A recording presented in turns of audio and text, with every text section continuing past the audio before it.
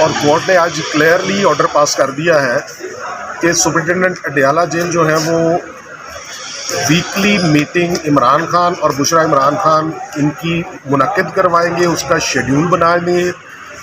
اور secondly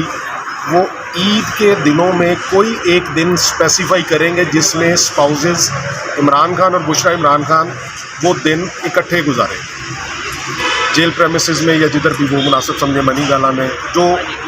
schedule اور convenience of jail authorities ہو۔ اور سیکنڈلی کورٹ نے آج یہ کہا ہے کہ اس میٹر کو لنگر آن نہ کریں، لا آفیسر کو بھی یہی تنبیہ کی ہے کہ وہ ہر ڈیٹ کے اوپر ایک نئے ایکسکیوز کے ساتھ آتے ہیں، تو کورٹ نے اس پہ سخت برہمی کا اظہار کیا اور کہا کہ اگلی تاریخ کے اوپر ہر حال میں اس کیس کا فیصلہ کیا۔ اور چیف کمشنر اسلام آباد کی رپورٹ اور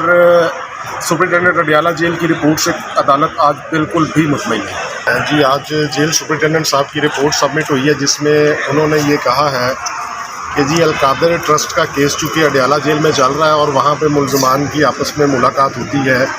عمران خان کی اور بشریٰ عمران خان کی، جس رپورٹ کو